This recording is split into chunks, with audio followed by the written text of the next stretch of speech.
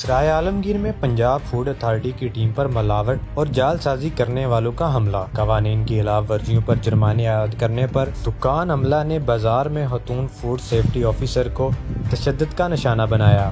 ذرائع کے مطابق محکمہ پنجاب فوڈ اتھارٹی کے افسران نے مٹھائی کی تیاری میں ممنوعہ کیمیکل کے استعمال پر دندی بازار میں سویٹ شاپ پر کارروائی کی، جس پر دکان مالک نے ڈنڈوں سے خاتون آفیسر سعدیہ پر حملہ کر دیا، جس سے خاتون آفیسر شدید زخمی ہو گئی، جنہیں بعد میں THQ سرائے عالمگیر پہنچا دیا گیا۔ وہاں خاتون آفیسر اور اس کے عملہ کو طبی امداد مہیا کی گئی۔ واقعے کی اطلاع ملنے پر DG food authority Shoaib Jadoon نے کہا ہے کہ فوڈ سیفٹی ٹیم پر حملہ کرنے والوں کو قانون کی گرفت میں لایا جائے گا۔ لہو لہان خاتون آفیسر کی بہادری کا مظاہرہ بزدل ملزمان کے منہ پر زوردار تماچا ہے۔ چوری اور سینہ زوری کرنے والے فوڈ آپریٹرز کے خلاف مقدمات درج کروا دیے گئے ہیں۔ عوام کی صحت سے کھلواڑ کرنے والوں کے خلاف فوڈ اتھارٹی سیسا پلائی دیوار ثابت ہوگی۔ احتشام صغیر راٹھور، چناب نیوز، سرائے عالمگیر۔